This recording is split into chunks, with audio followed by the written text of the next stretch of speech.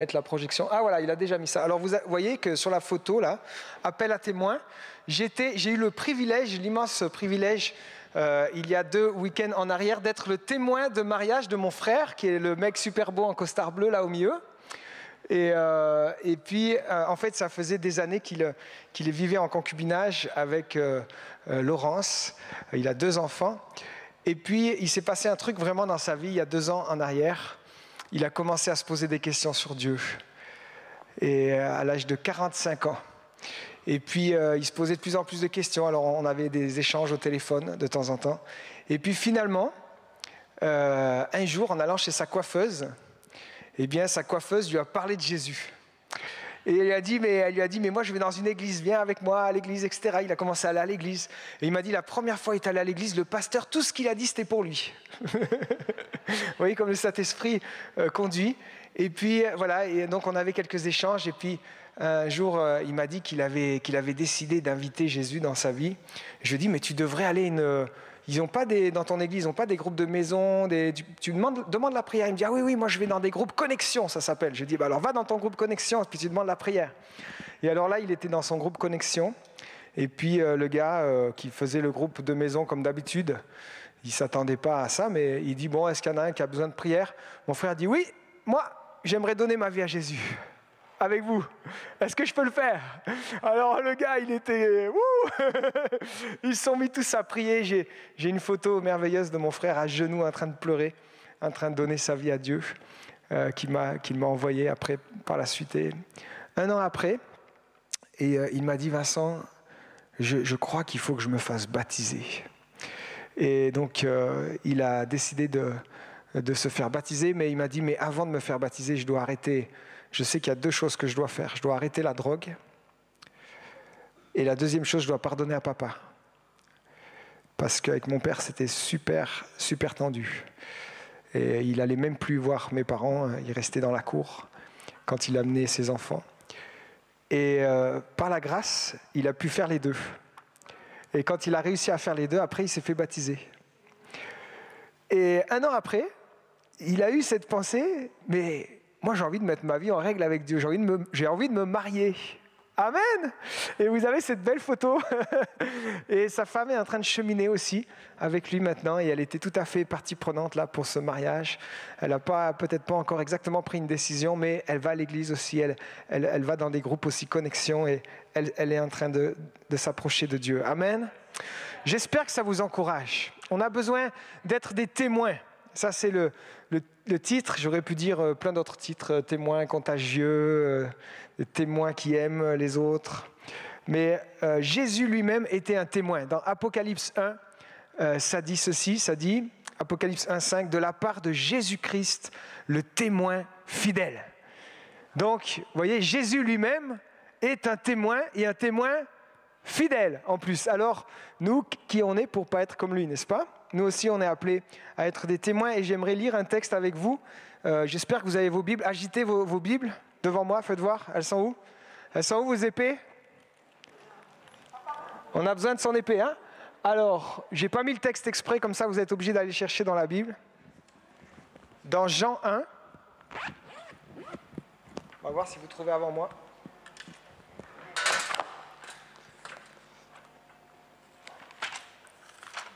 Qui c'est qui l'a? C'est bon. Alors, Jean 1, verset 35, et je vais lire un bout. Ça parle de Jean-Baptiste. Quand ça dit Jean, c'est Jean-Baptiste. Le lendemain, Jean était encore là avec 2 de ses disciples. Et ayant regardé Jésus qui passait, il dit « Voilà l'agneau de Dieu !»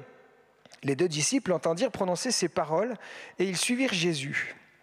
Jésus se retourna et voyant qu'ils le suivaient, il leur dit « Hé, que cherchez-vous » Ils leur répondirent « Rabbi », ce qui signifie « maître, où demeures-tu » ?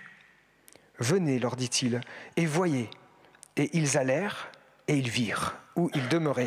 Et ils restèrent auprès de lui ce jour-là. C'était environ la 10e heure. André, frère de Simon-Pierre, qui était l'un des 2, qui avait entendu les paroles de Jean et qui avait suivi Jésus, ce fut lui qui rencontra le premier son frère Simon. Il lui dit « Nous avons trouvé le Messie », ce qui signifie le Christ. et il le conduisit vers Jésus. Jésus, l'ayant regardé, dit « Tu es Simon, fils de Jonas. Tu seras appelé Céphas, ce qui signifie Pierre. » Le lendemain, Jésus voulut se rendre en Galilée. Il rencontra Philippe et il lui dit « Suis-moi ». Philippe était de Bethsaïda, de la ville d'André et de Pierre.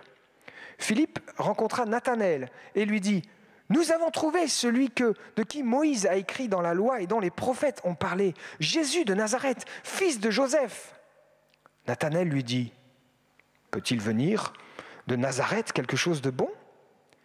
Philippe lui répondit « Viens et vois. » Jésus, voyant venir à lui Nathanaël, lui dit « Voici vraiment un Israélite dans lequel il n'y a point de fraude. » « D'où me connais-tu » lui dit Nathanaël. Jésus lui répondit « Avant que Philippe t'appelle, quand tu étais sous le figuier, je t'ai vu. » Nathanaël répondit et lui dit « Rabbi, tu es fils de Dieu, tu es le roi d'Israël. » Jésus lui répondit « Parce que je t'ai dit que je t'ai vu sous le figuier, tu crois ?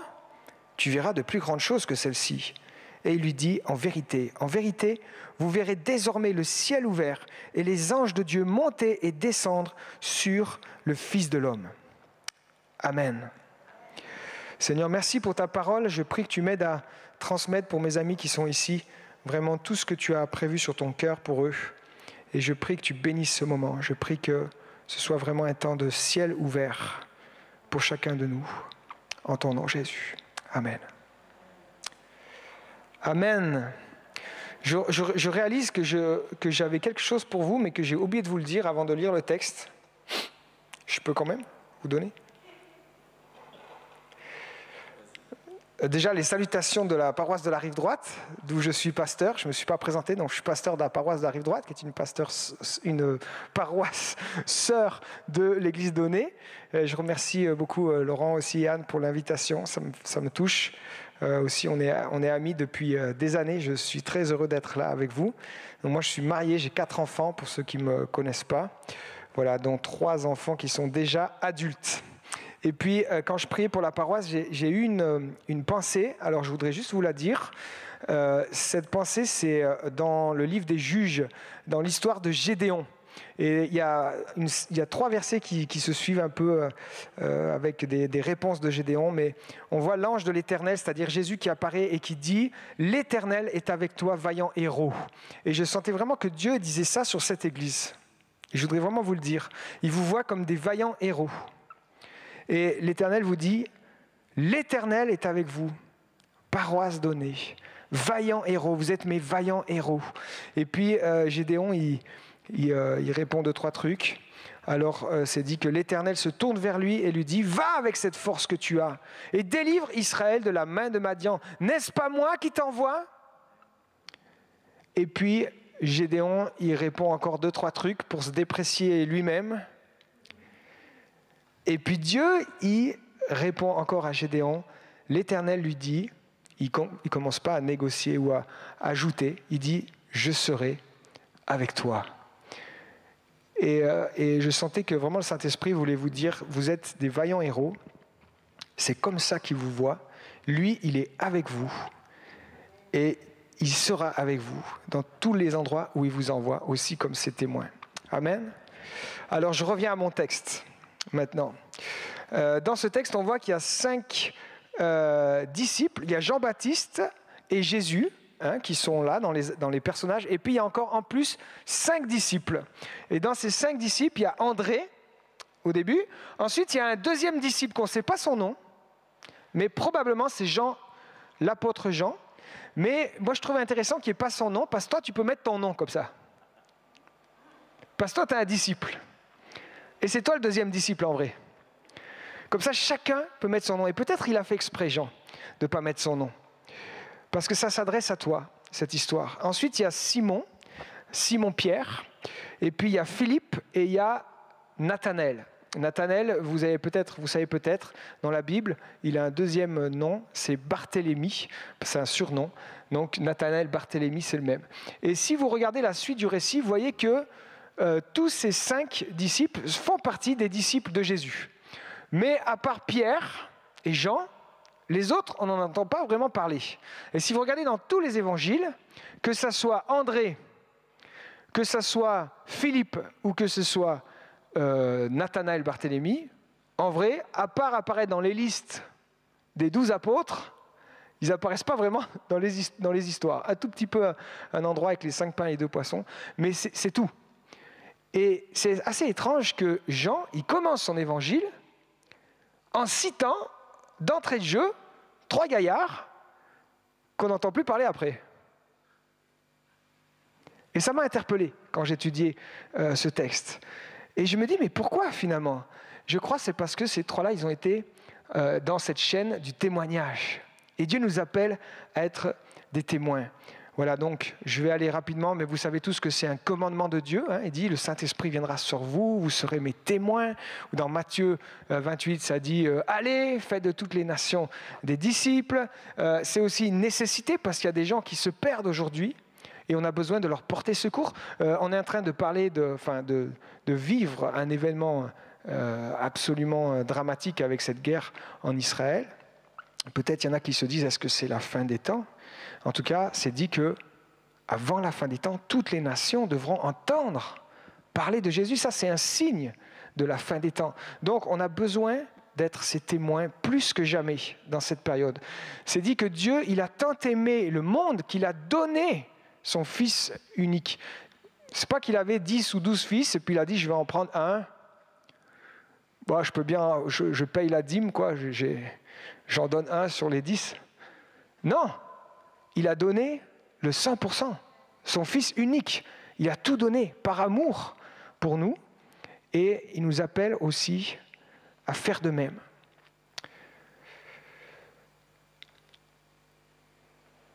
Jean-Baptiste est cette voix qui interpelle dans le désert et il dit repentez-vous, changez. Il dit il y a le fouet qui arrive, il y a Jésus qui revient avec son van à la main. Et c'est pas juste le gentil Jésus. Nous, on a l'habitude du gentil Jésus qui est plein de grâce. Et c'est vrai, c'est ce qu'il est. Mais c'est dit à la fin des temps.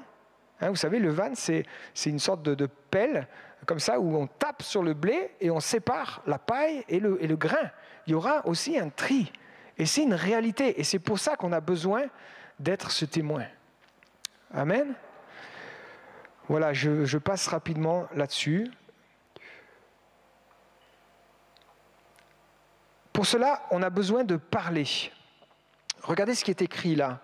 Verset 36, c'est dit, Jean-Baptiste voit passer Jésus et il dit quelque chose. C'est lui. Il dit, c'est lui les gars, regardez. Ensuite, on voit André, il voit son frère Simon et c'est marqué, et il dit, nous avons trouvé. Ensuite, on voit Philippe qui rencontre Nathanaël et il lui dit encore une fois. Donc, souvent, nous en Suisse, on aime bien être des témoins silencieux par notre comportement. Vous êtes comme ça aussi ou bien ? Moi, je ne peux pas faire ça parce que j'ai souvent un comportement qui ne va pas génialement bien.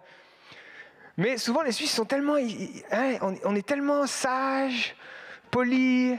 Et c'est juste, on a besoin d'être un bon témoignage avec notre comportement qui doivent accompagner nos mots, mais aussi avec nos mots. On ne peut pas juste priver les mots et juste faire le comportement, sinon on ne comprend pas ce qu'il y a derrière l'étiquette. Une fois, je me rappelle, j'étais à mon travail et puis il y avait quelqu'un qui me disait « Oh mais Vincent, mais toi, tu es tellement quelqu'un de joyeux, d'agréable, de super et tout. » Puis moi, j'étais là « Oui, c'est vrai. » Puis j'ai rien dit. Et puis le Saint-Esprit m'a interpellé. Il m'a dit, Vincent, tu prends ma gloire ? Pas si t'es si super et si génial, c'est à cause de quoi à ton avis ? C'est parce que moi je t'ai transformé. Mais si on dit rien, les gens ils peuvent croire quelque chose de faux. Ils peuvent croire que c'est possible d'être génial sans Jésus. Alors maintenant, quand quelqu'un me dit que je suis si génial, eh ben je dis, tu sais, tout ce qui est génial en moi, c'est Jésus. C'est ça que tu vois. Et ça commence une conversation. Amen. Vous êtes toujours avec moi ? Donc, on a besoin de mettre des mots.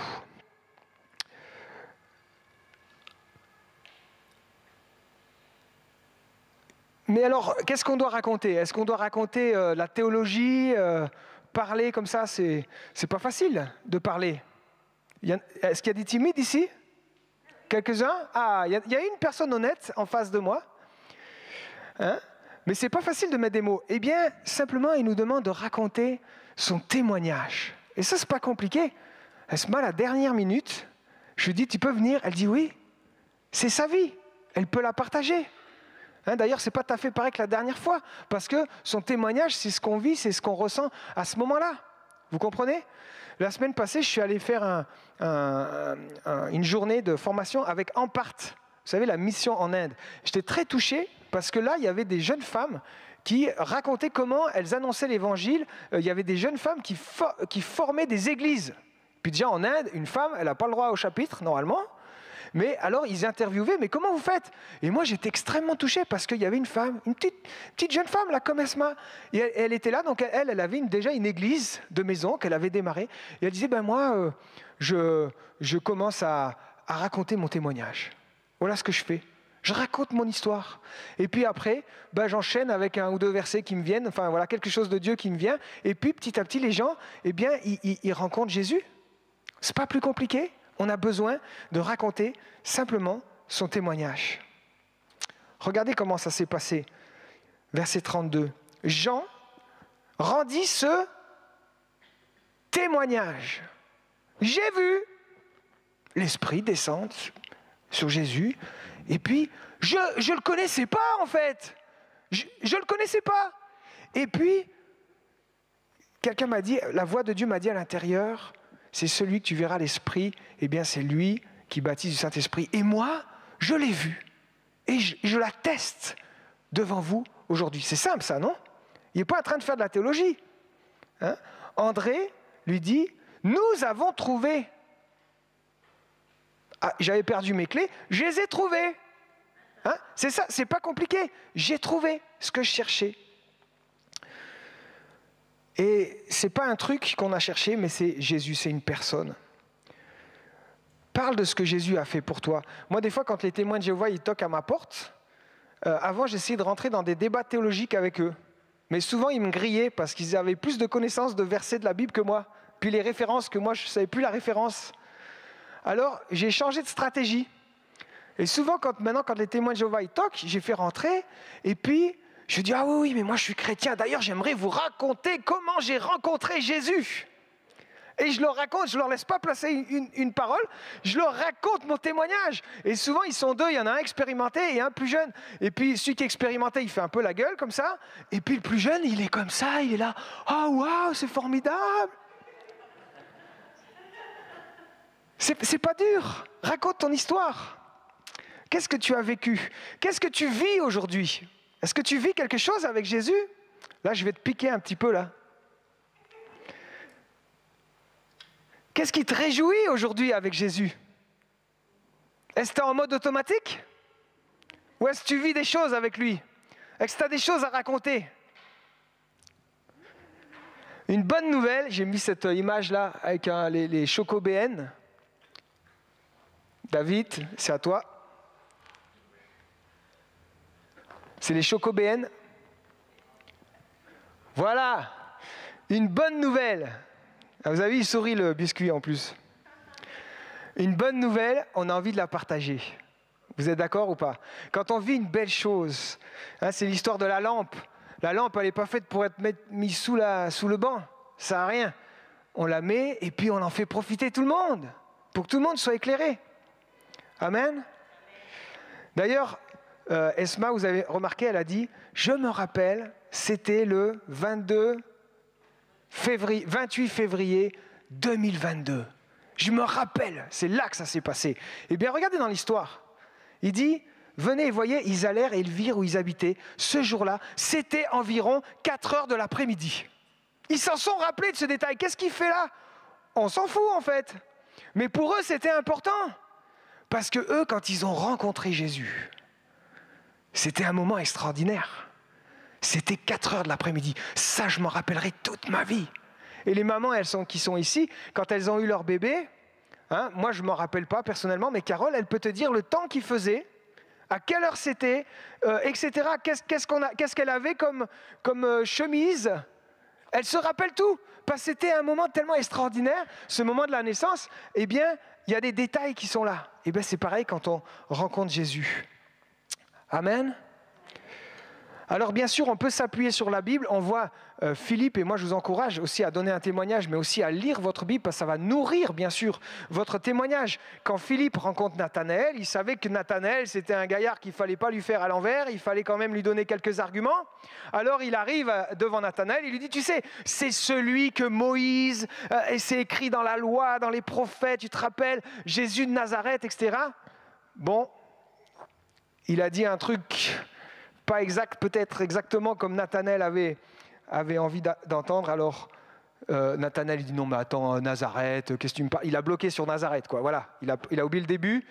Et alors il commence à argumenter. Peut-être il y a des gens, quand tu vas donner ton témoignage, des gens qui vont raisonner, qui vont argumenter, qui vont cherche pas à argumenter avec eux. Regardez la réponse qu'a fait qu'a fait Philippe. Il lui dit écoute bon. Viens à l'église dimanche. Viens et vois. Qu'est-ce que je peux te dire d'autre? Moi, j'ai trouvé, et je sais que si tu viens vers Jésus, tu vas trouver aussi. Alléluia. J'aimerais juste souligner que Jésus nous appelle individuellement. Il n'appelle pas le groupe en entier. Il nous appelle chacun. Et quand il vient, il voit Simon-Pierre, il appelle Simon-Pierre. Quand il voit Nathanaël, il appelle Pierre. Et chacun a besoin de rencontrer Jésus personnellement. Et quand on rencontre Jésus, comme j'ai dit, il y a quelque chose de significatif qui change. On voit Pierre, son nom change. Quelque chose est marqué sur sa vie. Et quand on rencontre Jésus, il y a quelque chose qui marque, qui change dans notre vie. Alors, on a besoin de l'intimité avec Jésus. Remarquez cette question. Qu'est-ce qui intéresse les deux disciples quand ils rencontrent Jésus? Montre-nous où tu habites. Qu'est-ce qu'ils voulaient, ces disciples? Eux, ce qu'ils voulaient, c'était du vrai, comme Esma. Ils voulaient aller dans l'intimité, dans la maison de Jésus, là où était au plus proche. Ils voulaient comprendre qui était Jésus. Et toi aussi, tu as besoin de savoir cette intimité. Où est Jésus? Et on ne peut pas donner si on n'a pas reçu, en fait. On a besoin que notre coupe, elle soit remplie. Tu remplis ma coupe et ma coupe déborde. Ce qui déborde, c'est pour les autres. Mais si elle n'est pas remplie, elle ne déborde pas, ta coupe. Tu as besoin de la remplir dans l'intimité avec Jésus. Amen. D'ailleurs, c'est une fausse croyance de croire que Dieu nous appelle à être des machines à conversion. Vous croyez ça peut-être? Moi, j'ai cru ça pendant longtemps. J'ai cru que j'étais une machine à convertir les gens. C'était ça que Dieu m'appelait à faire. Mais regardez quand Jésus appelle ses disciples dans Marc au chapitre 3, je ne sais pas si j'ai mis le verset pour vous, mais ça dit ça dans Marc chapitre 3, je ne l'ai pas mis je crois, David. Jésus appela ses disciples pour être avec lui avant de les envoyer vers les autres. Il les appela pour être avec lui. Ça dit dans Marc 3, 13, 14, si vous prenez des notes. On a besoin d'être proche de lui. Et c'est dans ce feu, quand on est proche du feu, qu'est-ce qui se passe? On brûle. Et si on repart et qu'on brûle, et qu'on s'approche de quelqu'un qui est froid, qu'est-ce qui se passe? Et il va brûler aussi. Amen. Donc on a besoin d'être proche du feu. Et comme ça, notre feu va allumer les autres autour. Amen. Témoigner, c'est rencontrer. Un point qui m'a frappé dans ce texte, c'est qu'il y a cette parole rencontrer. Philippe était de Bethsaïda, de la ville d'André et de Pierre. En fait, ils habitaient tous dans le même coin, les gars là. Vous avez remarqué? Ils habitaient tous par là. Et alors qu'ils sont là, ils sont dans leur entourage. Jean-Baptiste, il voit passer des disciples. André, il rencontre son frère Pierre. Jésus, il rencontre Philippe. C'est écrit dans le texte. Philippe, il rencontre Nathanaël, ça nous dit. Donc, ton champ d'action, pour le témoignage, c'est déjà là où tu es. C'est là où tu vis. C'est là où tu travailles. C'est là où tu vas faire ta gym, ton sport. C'est là où tu vas faire tes courses. Cette petite marchande avec sourire qui te fait biper tes articles tout le temps au même endroit. Hein? C'est ça ton champ d'action. C'est ton domaine d'influence. Amen. Les 5 disciples étaient déjà amis, ils étaient déjà de la même région, de la même famille, déjà des collègues de travail. Hein? Il y en a, c'est des collègues de travail là. Je vais vous le faire en paraphrasé. Jean-Baptiste était posé avec ses amis quand soudainement il voit passer Jésus. Et donc il peut dire un truc, il profite pour dire quelque chose. Hein? Jésus, lui, il allait vers la Galilée et en chemin, il rencontre Philippe. Vous êtes toujours avec moi? C'est dans le quotidien. André se rendait au boulot et là, il rencontre son frère Pierre qui bosse avec lui. Vous êtes toujours avec moi? Hein? Philippe allait faire ses courses au village, bon là j'invente, quand il tombe sur Nathanaël. Mais vous voyez, c'est dans le quotidien. Et on a besoin d'être disponible dans ce quotidien. Et moi, je dois avouer, je ne suis pas souvent disponible. Je suis souvent en scooter à fond depuis chez moi jusqu'au boulot, du boulot jusqu'à chez moi. Mais j'apprends de plus en plus à trouver de la respiration, de la disponibilité pour les gens qui sont autour de moi. Une petite chose que j'aimerais dire, est-ce que c'est possible d'être un témoin quand on est une personne âgée, par exemple? On se dit, mais moi, maintenant, c'est plus difficile quand même. Je me traîne un peu, j'ai pas autant de relations qu'avant, puis j'ai la santé. Est-ce que c'est possible d'être un témoin quand la santé, elle n'est pas là? C'est des questions qu'on peut se poser, mais je pourrais vous donner tellement d'exemples. Je vais vous en donner un. J'ai visité il y a quelques mois une grand-mère en maison de repos, comme on dit, un EMS, spécialisé pour les aveugles, parce qu'elle perd la vue maintenant. Donc elle, on la prend littéralement de sa chambre, on l'amène dans le salon où il mange. Hein, donc elle est assise, et puis en face, il y a une autre personne, mais qu'elle ne voit pas. Et puis ensuite, on la ramène dans sa chambre. Mais elle m'a subjugué. Elle m'a raconté à quel point elle a témoigné à cette personne qui était devant. Et ça a amené une réconciliation entre cette fille et cette grand-mère qui était en face d'elle. Et puis elle témoigne de Jésus à toutes les infirmières qui viennent, et à toutes les personnes qui viennent. C'est juste extraordinaire. Ce témoignage vivant là, dans son handicap, dans sa vieillesse, mais dans son champ, qui s'est réduit. Mais ce champ, elle le laboure à fond, quoi. Elle le sème à fond. Amen. C'est toujours possible d'être un témoin. Voilà, j'ai mis deux cercles après sur la diapo. C'est juste pour, rapidement, il y a ton cercle d'influence et puis il y a le domaine de ton cœur. Et ça croise des fois. Peut-être toi, tu as à cœur, je ne sais pas, le gouvernement suisse, prier pour je ne sais pas quoi. Et c'est peut-être bien, mais si tu n'as aucune influence avec des gens du gouvernement, bon, c'est peut-être pas là que Dieu t'appelle en priorité à être un témoin. Tu vois, mais il y a peut-être quelque chose qui est dans ton cœur et aussi qui est dans ton champ d'action.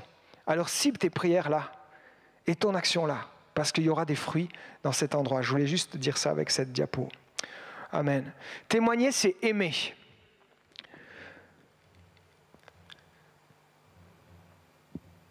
Témoigner, c'est aimer. Est-ce qu'on doit aimer le monde? Je suis sûr que vous êtes convaincus que oui. Même ça dit, on ne doit pas aimer ce qui est dans le monde, mais on doit aimer les gens du monde. Hein, Jésus, c'était l'ami des pécheurs. Je ne vais pas aller trop loin là, mais on a besoin d'aimer. Une chose qui me frappe toujours, c'est quand on pense à ce texte de Jésus, vous savez, qui est là, qui voit la foule et s'est dit, Jésus est ému de compassion. Et c'est cette compassion qui le pousse quelque part à l'action. Le problème, c'est que nous, on n'a souvent pas assez cette compassion. On veut pas, nos émotions, on ne veut pas les laisser se toucher. Vous êtes avec moi? Vous êtes comme ça aussi ou il n'y a que moi qui suis comme ça? On a peur en fait de laisser nos émotions être touchées. Mais Jésus, lui, il est ému de compassion. Ça déborde, il pleure peut-être, ému. Hein? Ça veut dire quoi, ému? Il se laisse toucher dans son cœur quand il voit les gens autour. Il souffre avec. Il se met à leur place. Hein, c'est dit, ils voyaient qu'ils étaient sans berger, sans ressources. Des fois, nous, on se dit, ben moi j'ai trouvé, lui, il n'a qu'à faire aussi. Pourquoi est-ce qu'il fait comme ça? Il pourrait s'en sortir. S'il voulait, il n'avait qu'à faire suivre Jésus. Hein? Mais est-ce que tu es touché de voir la personne qui souffre dans sa misère, dans sa galère? C'est ça qui va te donner une bonne parole pour elle. Alléluia. Alléluia. Une chose aussi qui est intéressante, c'est que Dieu ne nous demande pas de mettre la pression aux autres. Je ne sais pas si vous êtes déjà arrivé de voir des chrétiens qui témoignent en mettant la pression. Dans la rue, par exemple. Hein? Des fois, on est dans ces périodes-là où les gens ils vont dans la rue et puis alors ils vont voir quelqu'un et ils disent « Bon alors, qu'est-ce que t'as ? Bon, t'es quoi ? T'es un clochard ? Bon, t'as rien. Bon, si tu donnes ta vie à Jésus, tu vas voir, il va tout te donner, tout ce que t'as besoin. Bon, t'es malade, attends, il va te guérir. Et puis voilà, donc, tu veux donner ta vie à Jésus ? Tu veux donner ta vie à Jésus ? Tu veux donner ta vie à Jésus ?» La personne dit « Mais purée, lui, il faut qu'il me laisse, il faut qu'il me foute la paix. Je vais dire oui, puis je vais être tranquille. » Hein ? Je ne dis pas, c'est bien d'aller dans la rue, c'est bien de parler aux gens dans la rue. On en a qui font ça à l'église et c'est magnifique. Et d'ailleurs, il y a des drogués qui viennent des fois à l'église, etc., parce qu'on est juste à côté du quai Neuf. Mais ce que je trouve qui est beau dans ce passage, quand Jésus il voit les disciples, là, il leur dit « Que cherchez-vous » Pas de pression, là. Hein ? C'est une invitation. D'ailleurs, c'est intéressant, parce que c'est la première parole de Jésus dans l'évangile de Jean. La toute première parole de Jésus qui est rapportée, c'est « Que cherchez-vous » Et je crois que c'est Jésus qui te la pose, cette question aussi. Qu'est-ce que tu cherches finalement ? Que cherches-tu ? C'est ouvert. Il n'y a pas de pression. Tu peux répondre ce que tu veux. Ça t'invite à rentrer en relation. Amen. Ensuite, j'aime bien aussi, on voit André qui conduit, c'est dit, il conduisit, hein, il le conduisit vers Jésus. Ça dit ça d'André. Et quelque part, Dieu nous demande d'avoir la foi quand on est témoin. C'est pas forcément qu'on a besoin de tout vivre maintenant, de tout faire maintenant. Juste prendre la personne quelque part, un bout plus loin, et la conduire un peu vers Jésus quelque part. Et puis avec cette foi que quand il est avec Jésus, il va se passer un truc. C'est tout en fait. On a besoin de mettre notre foi en action. Le résultat, quelque part, ça ne nous appartient pas. Mais si nous, on le conduit un bout vers Jésus, hein, il va se passer quelque chose. Amen. Dieu va le faire. Viens. Viens. Et vois. Bon, je n'ai pas les mots, moi, mais je sais que quand tu vas être avec Jésus, lui, il va trouver les mots pour toi. Je sais que, voilà, la louange, peut-être, le Saint-Esprit va parler à son cœur. C'est pas compliqué. Mets ta foi en action. Amen.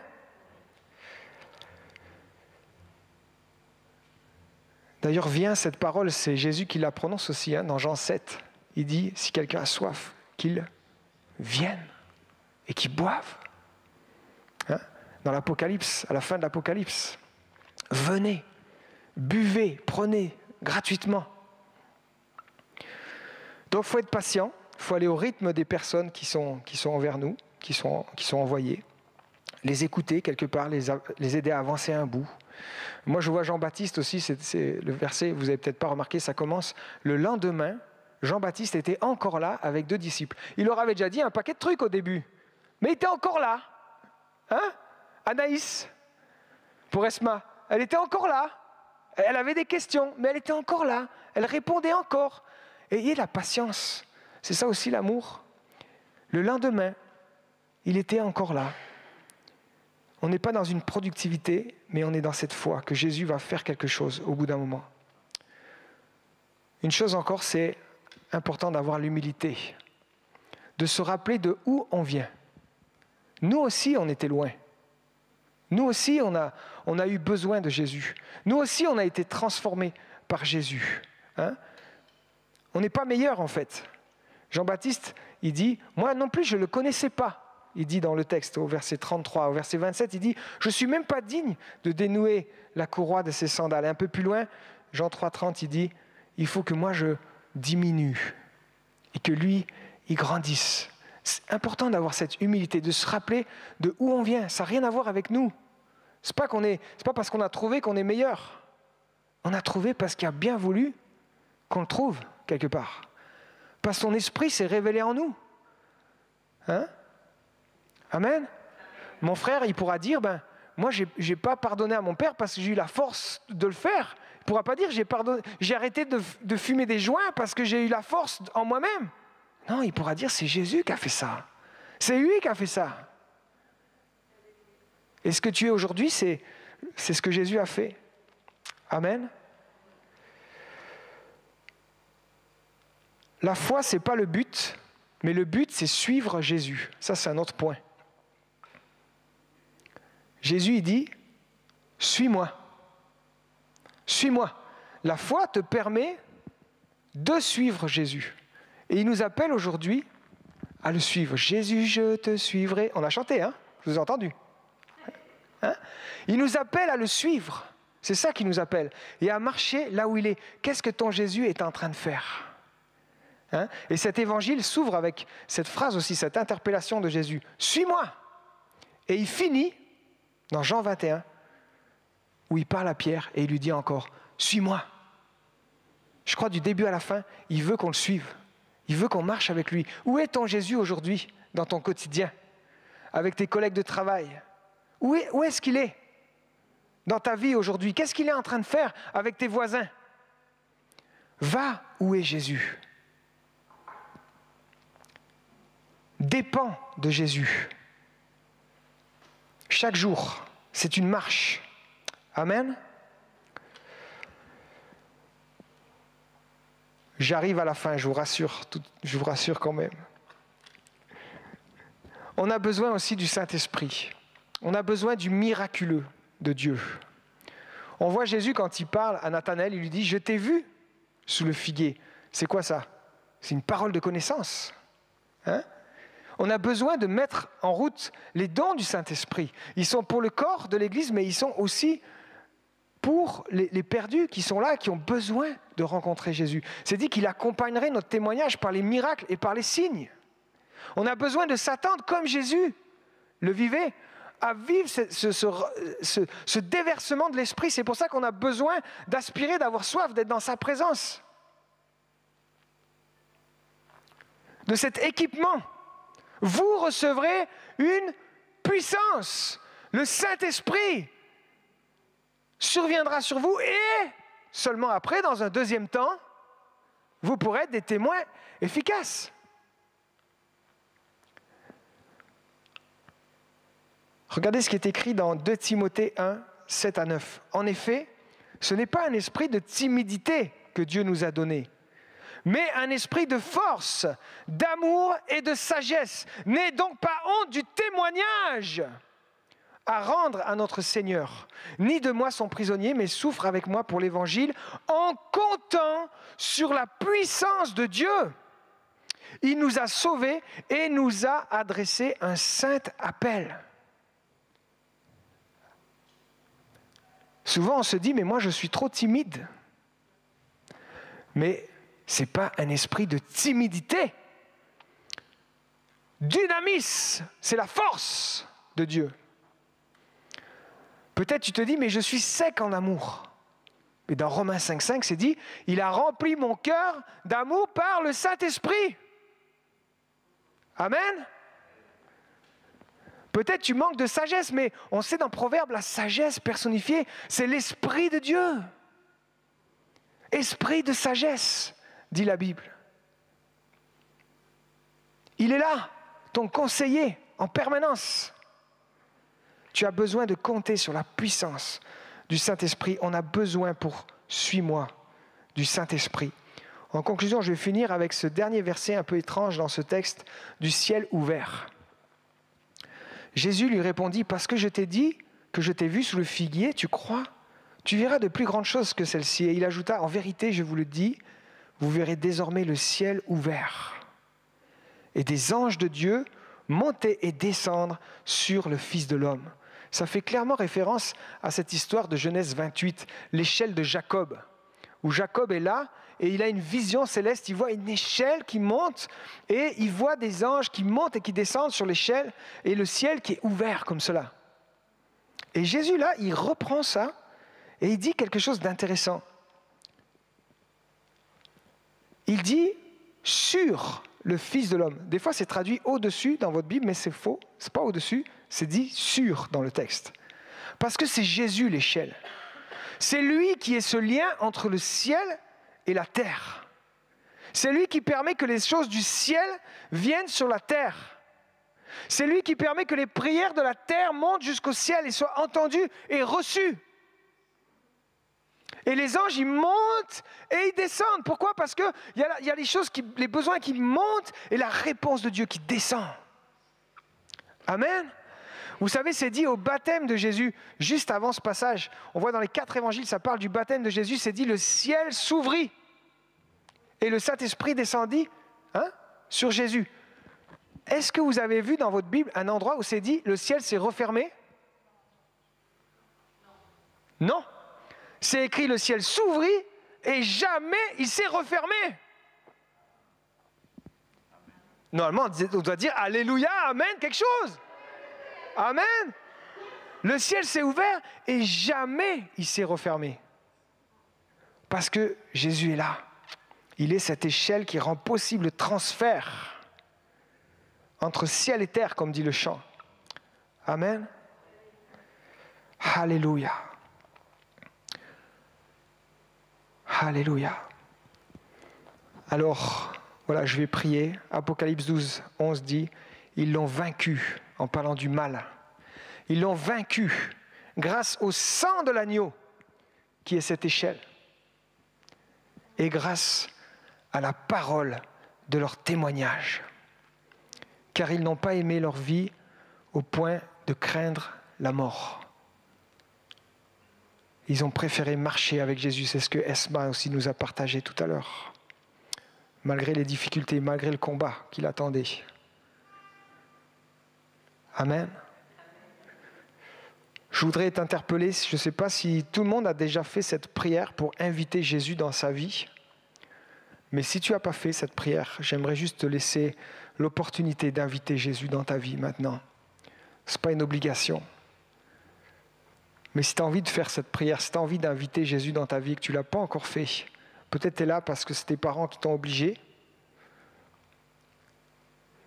Peut-être tu as été invité. Mais ce n'est pas compliqué. Tu peux juste l'inviter. Et lui va venir.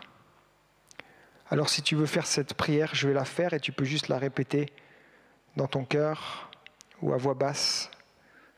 C'est mieux de le faire à voix basse, parce que comme ça tu confesses de ta bouche. Tu peux dire, Seigneur Jésus, aujourd'hui,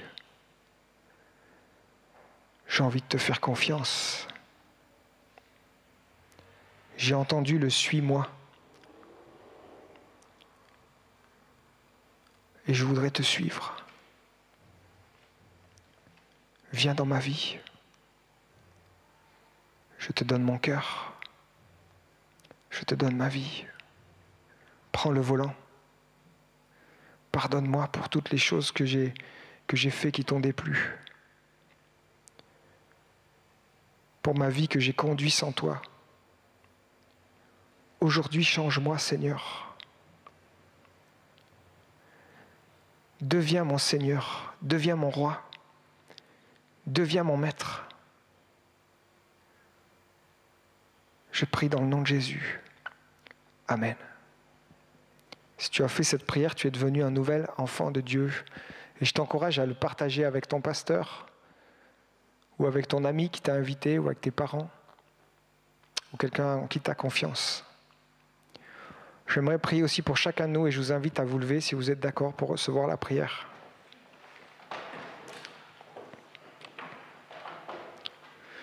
Seigneur Jésus, nous sommes là devant toi, nous connaissons tes commandements et nous avons envie d'y obéir de toutes nos forces, Seigneur. Et nous savons que tu es ce témoin fidèle. Et nous sommes des témoins tellement pas fidèles, Seigneur. Mais nous prions, donne-nous cette force, cet équipement du Saint-Esprit aujourd'hui pour que nous puissions marcher d'une manière nouvelle. Que nous puissions être ces témoins, Seigneur, pleins de force. plein de courage, plein d'amour comme toi, plein de compassion, Seigneur, pour les gens qui souffrent autour de nous. Élargis notre cœur de cette compassion. Donne-nous une foi, Seigneur, que ce n'est pas seulement nos petits mots qui vont faire quelque chose, mais c'est la direction qu'ils indiquent. Seigneur, renouvelle notre vie avec toi, notre vie d'intimité avec toi, afin que nous puissions déborder sur ceux qui sont autour, les éclabousser de toi, Seigneur. Pardon, Seigneur, pour toute la pression qu'on peut mettre sur les gens parfois, avec du légalisme, avec du forcing. Donne-nous d'être attentifs à ceux qui sont là, de savoir juste les aider là où ils en sont, Seigneur, avec les mots qu'ils ont besoin. Seigneur, on ne peut pas faire cela.